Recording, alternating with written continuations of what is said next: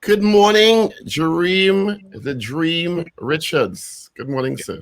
Good Good morning. morning, good morning, and I would like to extend a pleasant good morning to everyone in Trinidad and Tobago.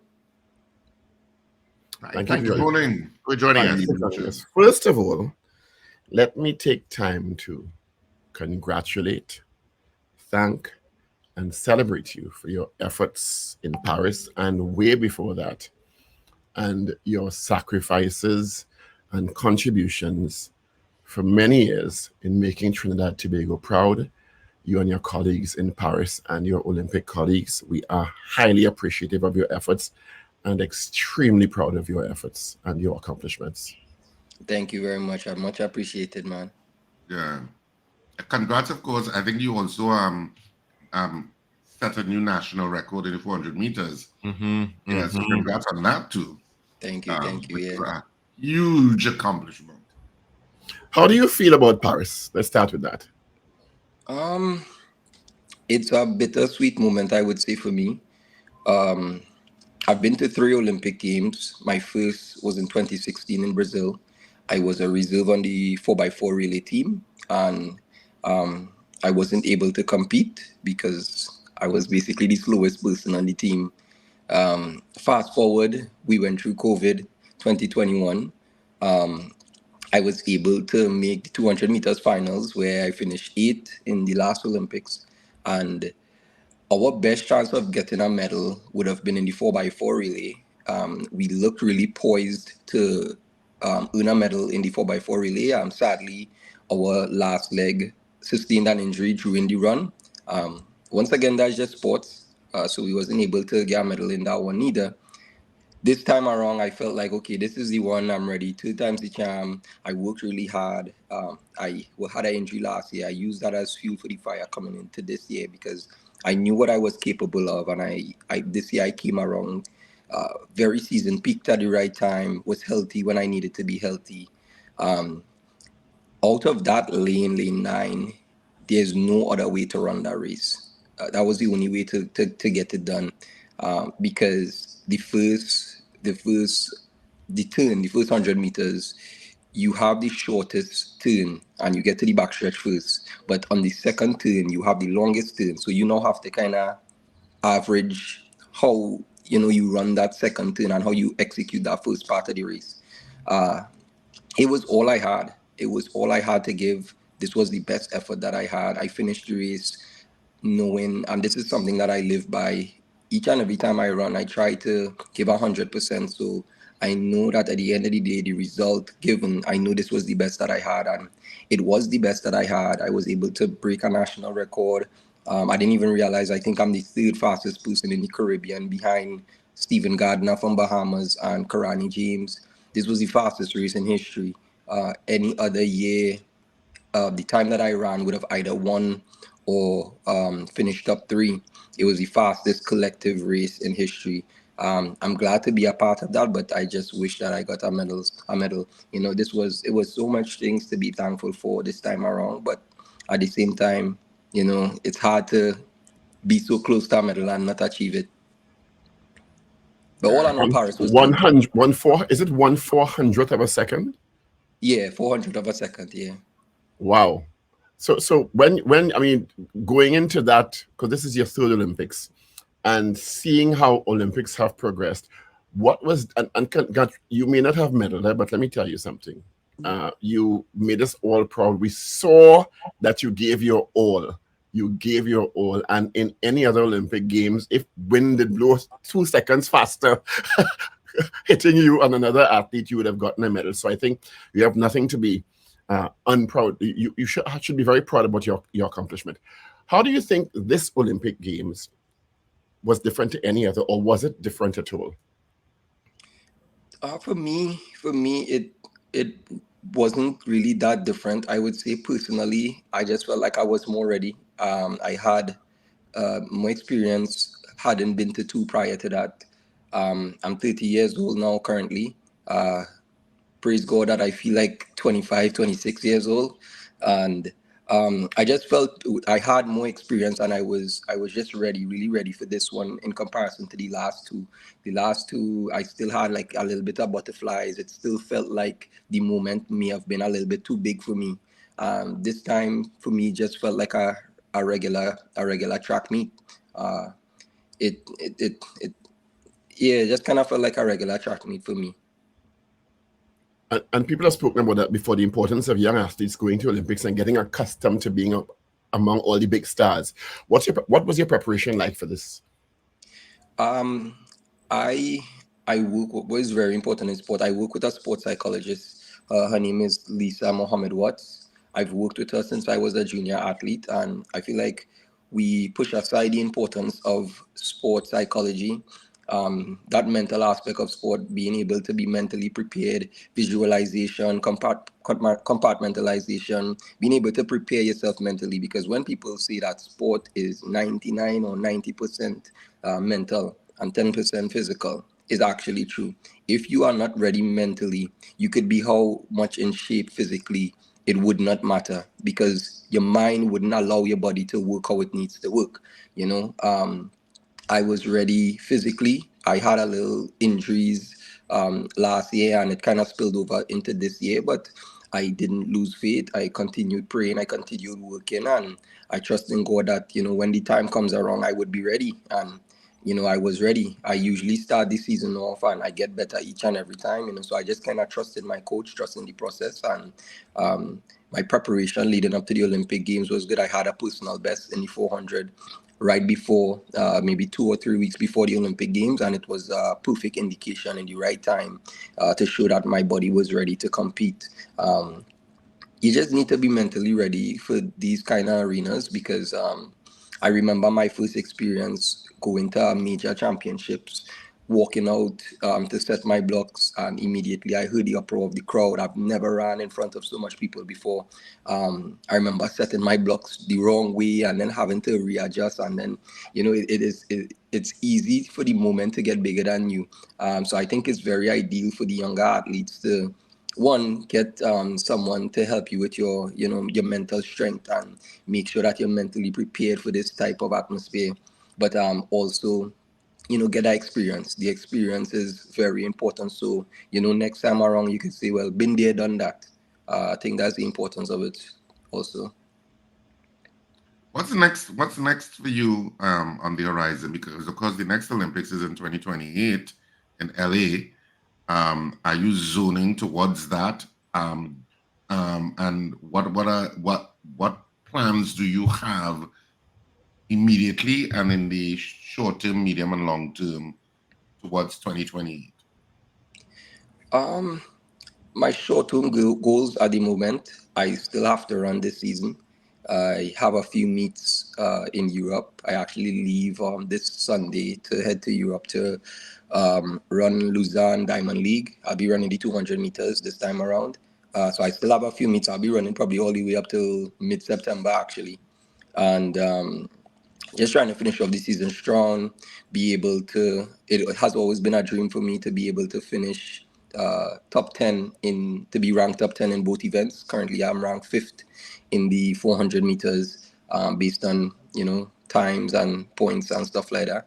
And I'm ranked maybe 20 something or 30 something in the 200 meters. So hopefully with some meets, I'll be able to rank top 10 in both events. Long-term goals, I try to take it year by year. Obviously, my main goal of my career is to achieve an Olympic medal.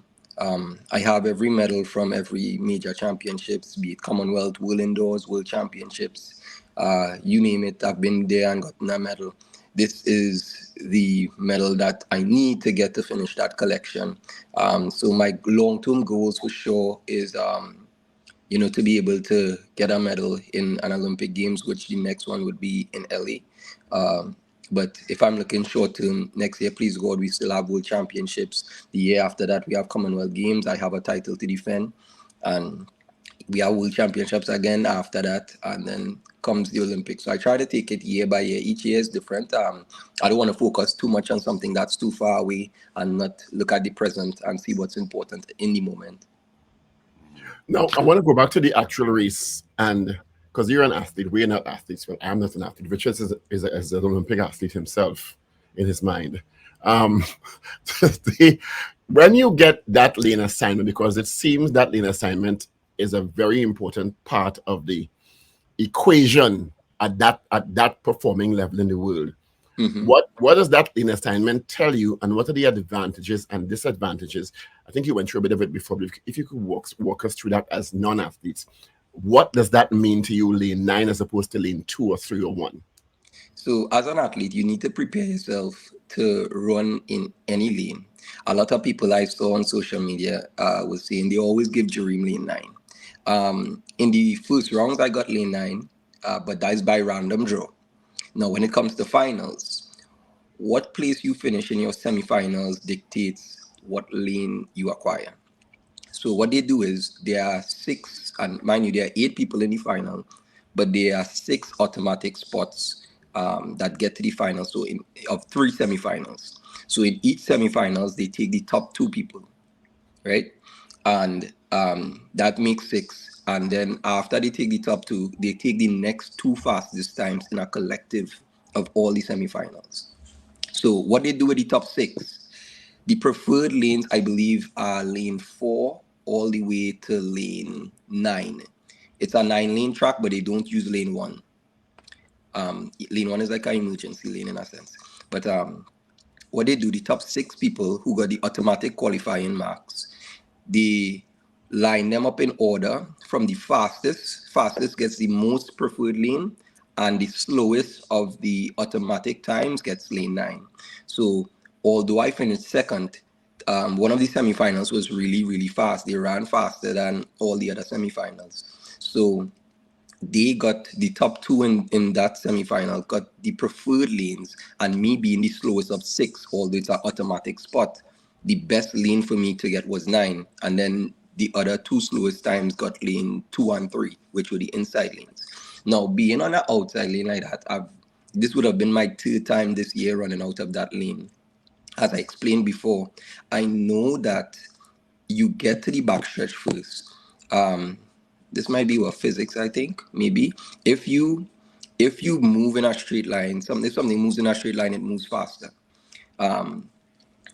The being in lane 9, you get to the straighter line, which is in the backstretch. That second 100, you get there before everybody. So you need to now utilize the speed on the first half of the race. The thing is, when you get to that second turn, you have the widest turn compared to everyone also. The people on the inside have less turn, but you have a really wide turn. So when you run around that second turn to get to the straight, it is feel like you went from a distance from so far to everybody just closing on you.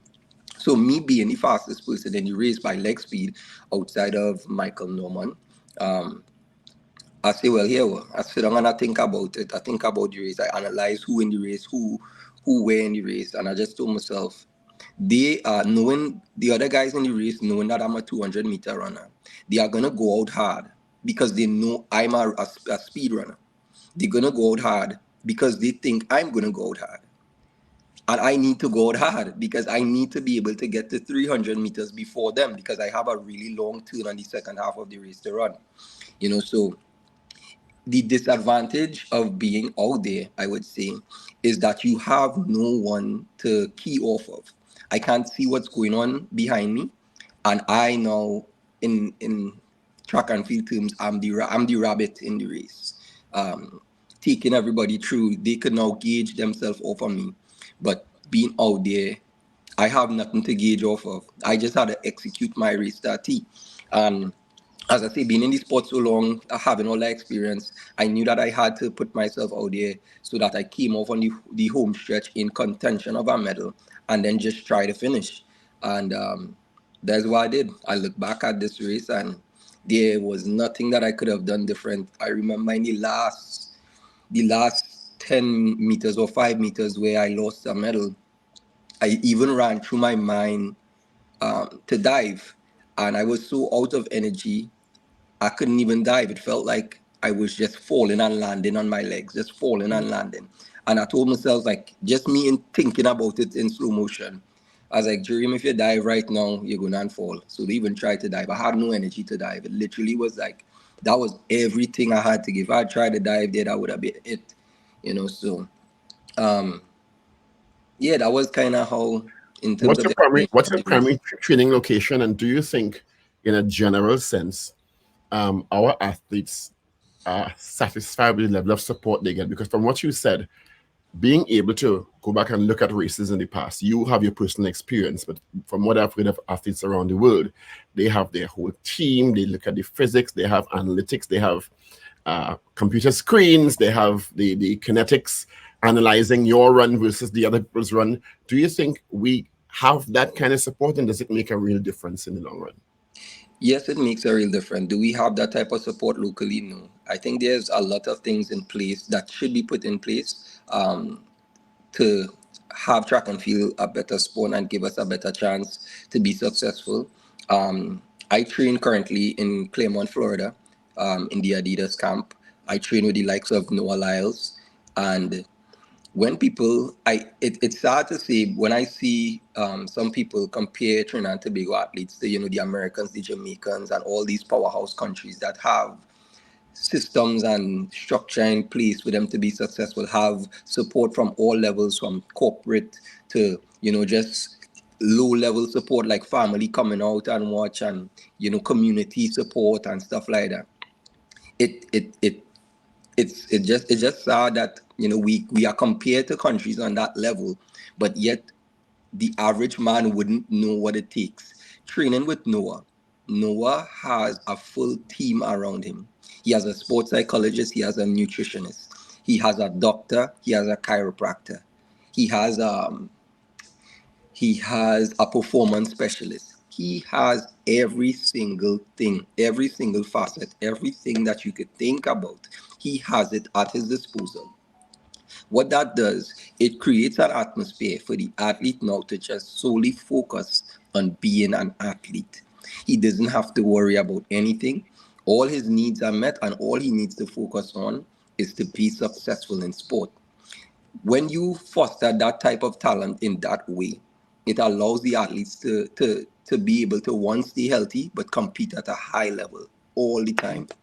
um I saw a lot of athletes speaking out about how they need support, and I still think that we get substantial support, but there definitely is more to be done for us to be successful. And um I just don't like the fact that track and field is always judged so harshly every 4 years. Every 4 years. And when we look at the support that we get as a sport, it's like we get held to this level when people expect medals, but when it is to come out and support, or when it is to actually put in that support, maybe from corporate, or just community support, or just facilitating certain structures for the athlete to be successful, it's not there. And I think What do you mean by you think you're judged harshly? Because I saw Michelle Liai put up a post that was agreed to by some and disagreed to by some. I don't know if you saw the post about yeah, when you're winning, people support you, and when you do get a medal, people don't understand the sacrifice you put in to even get to qualify. Do you think people underestimate what it takes to even qualify for an Olympics? And what do you mean by yes, I harsh, think people I being harsh? no, don't get me wrong. This is sport. Sport is sport. People like LeBron James, Messi, Cristiano Ronaldo have critics, and these are some of the best athletes in the world. Um, I feel like still though we get judged harshly in the sense that people don't know about what it takes to be a professional athlete. If I had to compare um, Trinidad and Tobago football to track and field, the way we would glorify a team qualifying for the World Cup compared somebody qualifying for the Olympics or making a final or making a semi-final, it's not the same. Um, Someone finishing 16th in the entire world is like, wait, them couldn't come back with a medal, them couldn't even make a final. It's just never good enough. And as I say, I just don't like the fact that these local people, and we have people that would come out and support, but we don't even get the support when it's time to compete locally. The stands never full. The last time I experienced a full stands in Trinidad and Tobago was when I was in primary school. We used to have Milo games, primary school nationals, and that used to be packed, the whole stadium packed for that. But now it's like nobody don't really care. I think maybe it's the culture of sport. Um, I think Do you think that do you think it's a culture of sport? Not meaning to interrupt you. Do you think it's a culture of sport? Do you think it's the marketing of sport? it's And both. how it's marketed in I think Trinidad and Tobago to make I it. I think it's both the culture and the marketing. I think because when if you compare it again to cricket or football, I think cricket and football have lime and drink, more or less. In layman terms, it have lime and drink in cricket and football. So even if someone doesn't like the sport of cricket or football, the atmosphere is there. Maybe we don't have the same atmosphere, and I could understand that it may be not as marketable and people don't really understand, but it's the most fundamental sport. You learn, you run, that is just natural. So maybe we could look into how we can make track and field a little bit more flashy and attractive to the public eye. But I just on the whole think it's unfair the way we are judged and versus the way we are supported. If I'm just looking at the local part, but as in all, I still understand that it's sport and criticism is part of it. That is How do definitely you can't feel get about away from that. how do you feel about the fact that the Prime Minister took time to congratulate your effort? No, I feel great about it. To see that it was noticed, to see that my effort was noticed, and not just the prime minister, but friends, family. It meant a lot to me because I think in these days in the media, there's a big push in a negative agenda. Any negative news, people quick to share it and push it out and not look at the good that could be in something. And for somebody to see, for him to see, and for the people of Trinidad and Tobago to see the positive in that situation, um, it was like a benchmark moment for me to see that there are still people who could see the good in something that could easily be spun as something negative. You know? You know when the Olympic team first arrived, the first barrage of criticism came because of what you were wearing in terms Yeah. of the Olympic wear. Was that something that was a little bit despondent to the Trinidad and Tobago athletes that so many No. Trinidadians were focusing on that? No, I don't think so. I think most in the camp itself, I think most people honestly just kind of didn't care. We just were focused on competing at the end of the day because what we wear in a opening ceremony has nothing to do what we came there to do. So I think the entire camp was just we saw the comments. Maybe one or two people just kind of laugh at it and take it as a joke, but at the end of the day, we came there to compete. So if something like that, made you lose focus, then you're not really sure what you came there for in the first place. But the whole camp, I believe everyone was good. Nobody really didn't care about what people had to say about what we This wore. being your third Olympic appearance, how do the younger athletes who, because I remember reading that some of the younger ones were so overwhelmed, but they were so happy that they got this experience.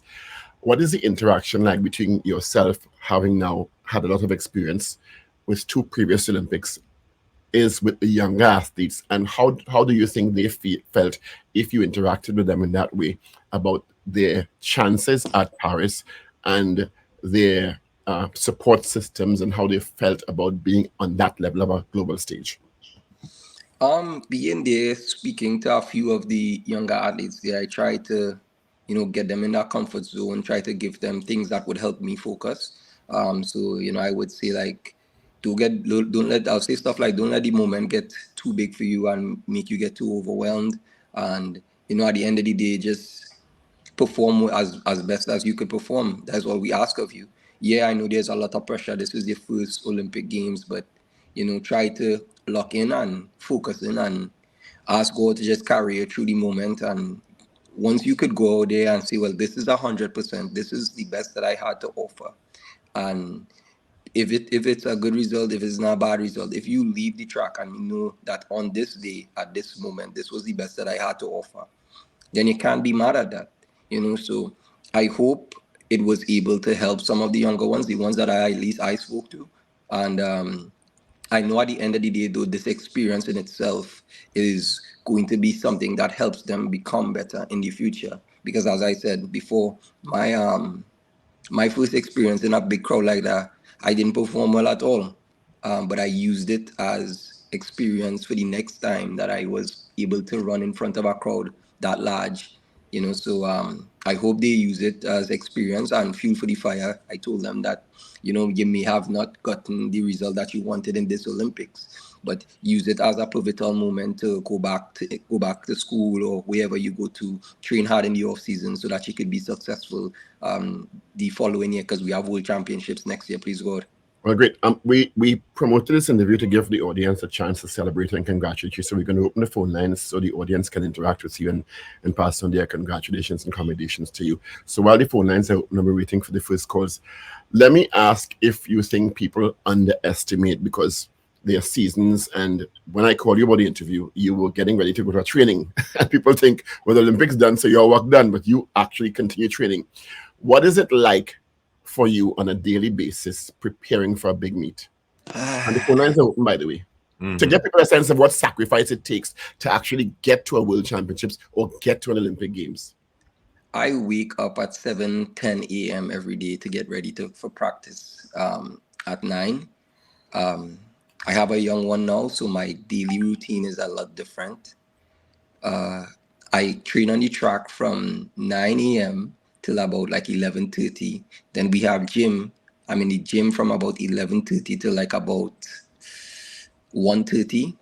And then after that, I still have abs, and I have an ab session for like 2 hours. And then I had to come home and be a husband and a father too.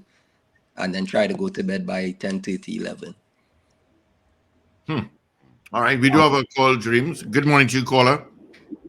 Good morning, Jereem the Dream. Good This morning. is Candy from Atlanta, Georgia.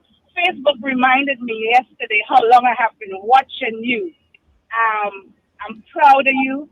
Keep your head up, young man. There's a lot of youth looking at you. You speak so you articulate yourself so well. Just continue. I'm still screaming and shouting on my screen every time I see you. I will keep supporting you. Even after your career, continue, being that positive role model. Right? So keep your head. I'm so proud of you. I'm still screaming. I don't want to shout and Richard and all of their hair. But you go, boy. We are Thank proud you. of Thank you. you.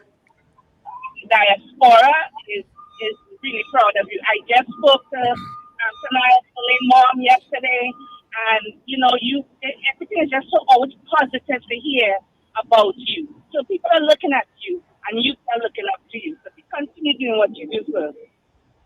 Thank you. Much appreciated. Thanks for the support out there, all the way in Atlanta. Oh, All right. most definitely. Bye. Thank you, Candace. Janelle Penny Commission says congratulations to you as well. And all the Thank you, best. Janelle. Good morning, caller. Good morning to Mr. Richards and the rest of the panel. Good morning. Morning. Yeah. First, let me congratulate you on reaching the finals in an Olympic event. That is always something big to start with. Thank you. And secondly, I've listened to interviews over the years with respect to the Olympics and other world events. I was really moved by that interview you did with that reporter.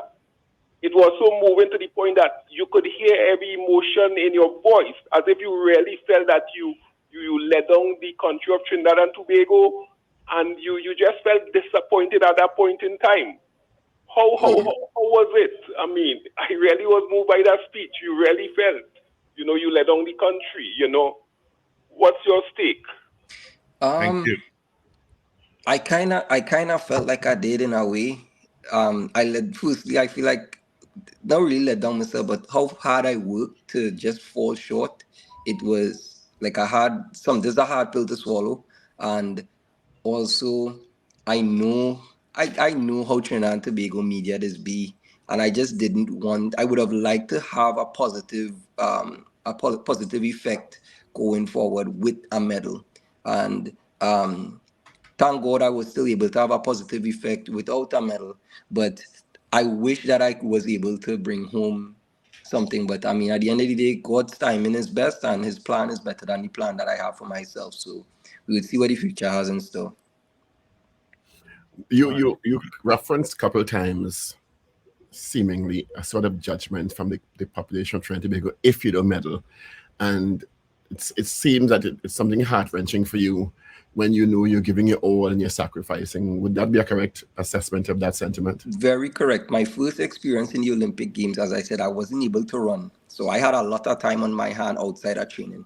And in 2016, when I saw the kind of comments being made, that taught me not to be on social media during a Olympic Games or World Championships or something. But looking at it just sad that knowing that we are the best that the country has to offer, and not everyone, but some of our own people don't even appreciate it like that, you know. But this is the best the country has to offer. Like, it can't get better than this, you know. Now we could foster our talent maybe a little bit more with the right support, the right system, etc. But at the point in moment, this is the best the country has to offer, and it's like some people think it's just easy to get an Olympic medal, and it's not, because everybody wants it, and there are only 3 medals available. If But you do these statistics on the percentages ain't gonna be high on how to get one. you have vast experience now. You would have gone through primary school in Trinidad and Tobago, secondary school. You have the opportunity to train with the best in the US now. What would you like to see, based on your experience in your career so far, put in place in Trinidad and Tobago from as early as primary school to start the development and succession process for athletes based on your experiences? One of the biggest things I would say is that locally we don't believe in kids being able to multitask, do sport and academics. When your kids go to the US, what they would have to do on a scholarship, sport and academics. We need more systems in place to facilitate sport, to make sport more than a hobby, more than an extracurricular activity. I can't just pinpoint one thing, because if I sit down and I look at coaching, I look at the systems in school that facilitate sports, stuff like that. There's just corporate support, having more structure. All these things would associate to having a vast improvement in sport, and obviously promoting sport culture, being more prideful. Something as small as recognizing the past heroes of sport. In the past I made some trading cards for athletes, and in doing my research, I didn't even know some of the athletes that were there. And if you don't know, you're not interested in it, you're not going to find it. So how could we now recognize these athletes for the younger generation to say, well, somebody from my community or somebody from my country was able to do this? We need to now put these athletes on the forefront where younger generations could look up to them and see something that, okay, if this person was able to do this, then why am I not able to do this also? He was from my area, etc., etc. So I think there's a lot of things that need to be done, and I hope that within this next 4-year cycle, we actually have some good, solid ground to stand on. So moving forward, the next generation would have good traction going into, World Championships and Olympic Games and stuff like that. But we need support, but not just from one place. We need support from everybody, from the ground up. We need support. The corporate sector you mentioned in the US is very big in sport, because sport is $1 billion business. So they understand, even before Noah Lyle got his Olympic medals, talent there, Adidas, Nike, Puma, watching him. How important is that for you in Trinidad to be? Because I would venture a guess that had that 400th of a second been in your favor, and you got a bronze or a silver or gold medal, corporate teams, you would be lining up behind Jereem Richards to put a big poster in the papers with you. And, Currently though, I would have to say I'm currently sponsored by 1 Adidas, 2 Bryden's company, and 3 Atlantic and Caribbean Airlines actually also. So I have a few sponsors there. Now, of course, let's congratulate them. Bryden, Caribbean Airlines, and Atlantic. So we thank those 3 corporate sponsors for supporting you. Yes.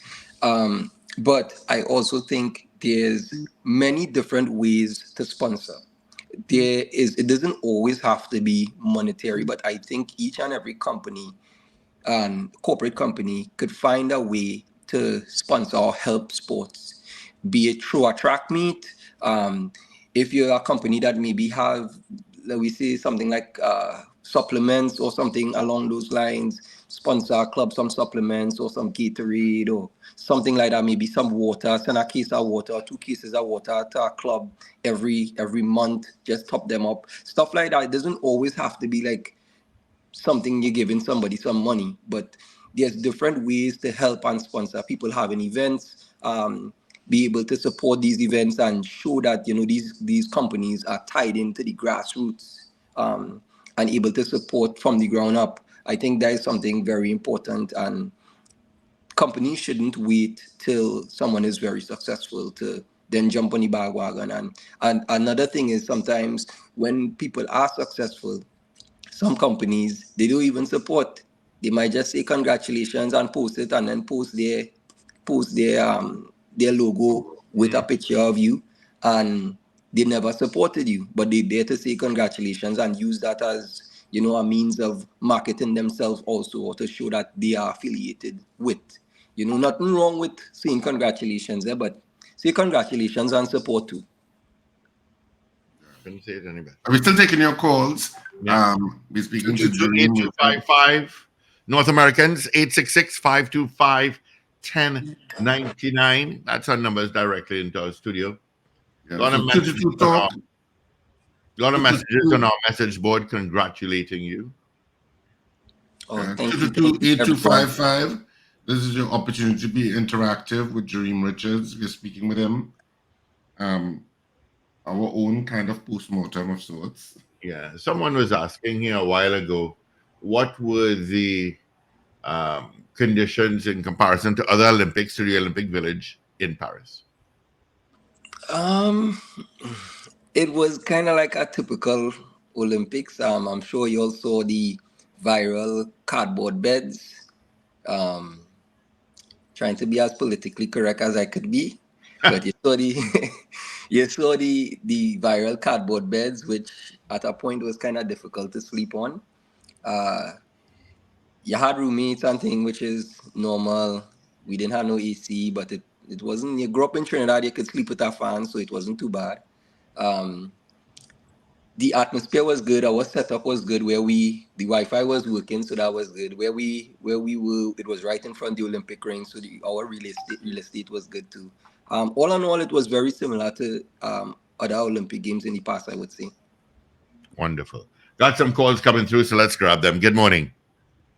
Pleasant good morning, everyone. Pleasant good morning to Jereem and Richard. I want to say congratulations. Thank you. Entering the Olympics. Now, when I look at your run there and in that particular fight, I see the intent of you giving your all, right? And I appreciate that. I could appreciate that. We continue to, I like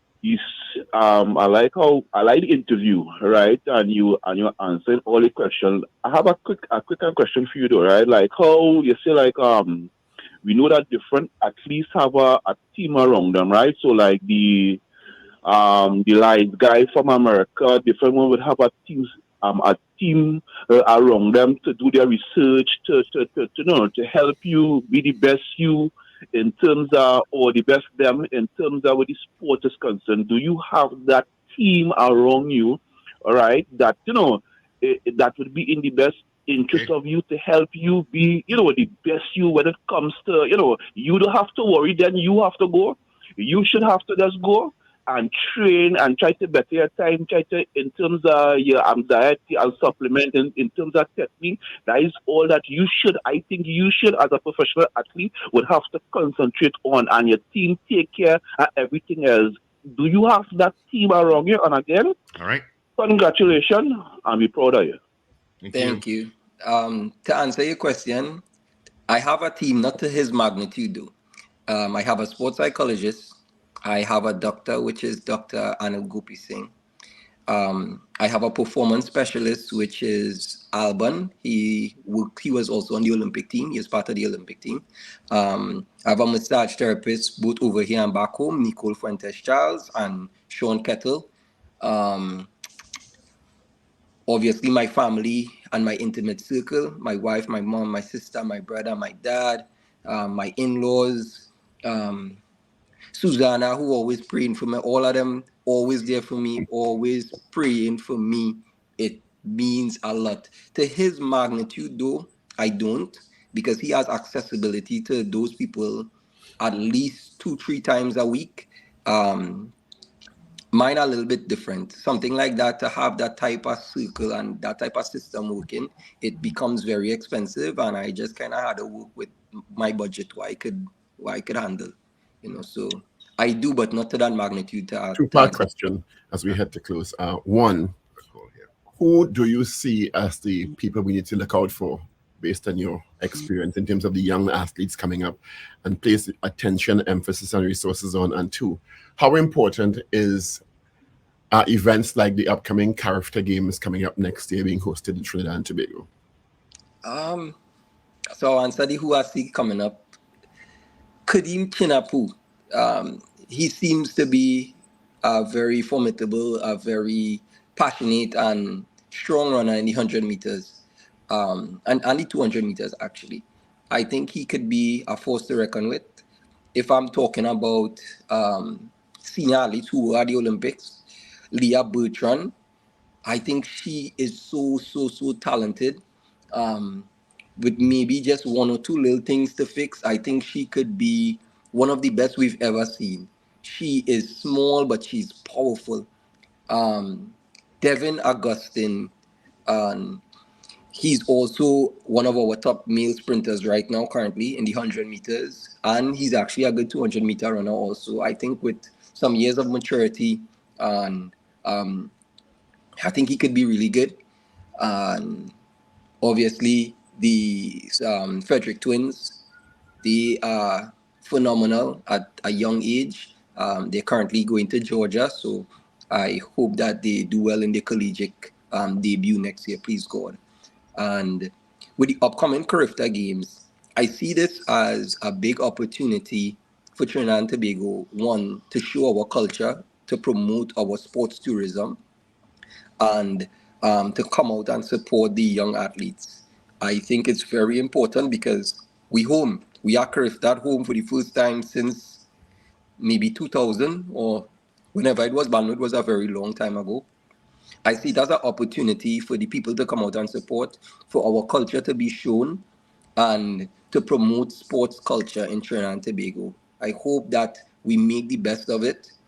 We support the athletes, and I hope that the athletes go out there and train really hard and work hard towards this, because at home, people gonna be expecting medals, So, public, please support, please be light on the young ones, but let we try to come and full out this stadium, bring our rhythm section, show the different facets of Trinidad and Tobago culture, because this is the perfect opportunity for us to show that we are one of the best Caribbean islands in sports and in culture. And I don't think we should let this opportunity go by just easily and have a lackluster performance or a lackluster showing. You hang out with the other Caribbean islands. Dominica did well, St. Lucia did well, Jamaica didn't do as well as they normally do. What do you think is happening in Jamaica now, given their performance, to prepare them for next Olympics or World Championship? Because Jamaica has a different mindset, and you would be familiar with some of the athletes and their approach to sport. In Jamaica, they have a really good culture and they're invested in sport. Everybody knows about track and field. It's their national sport. It's a big deal. I'm sure some Jamaicans would have been maybe disappointed in some of the performances, but they had some really big performances on the field. They had a gold medalist in the discus. But obviously now, since Usain Bolt has retired, we've yet to see the dominance in the Jamaicans in the sprints. Kishane Thompson looked really good. He lost by a fraction of a second in the 100. So it shows that they have the talent there. Oblique Seville, got injured in the 100, and he looked like he was going to be a medal contention.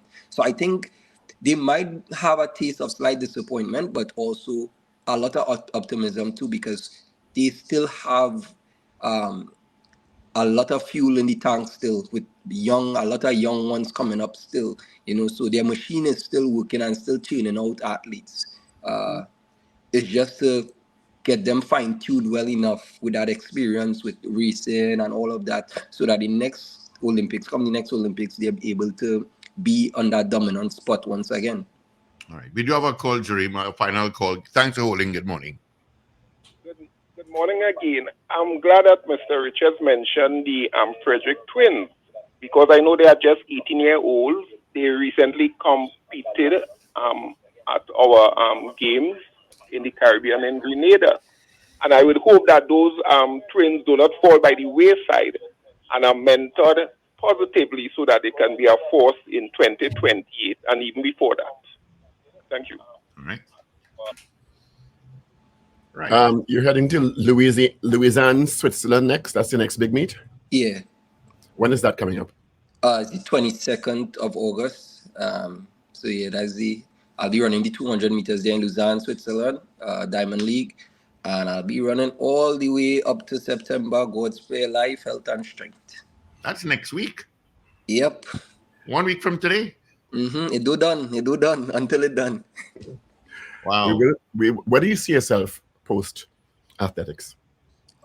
Post athletics, I think that I've been in the sport so long at all levels. The local level, I've been to junior college in the States. I went to Division I college in the state, University of Alabama and South Plains College.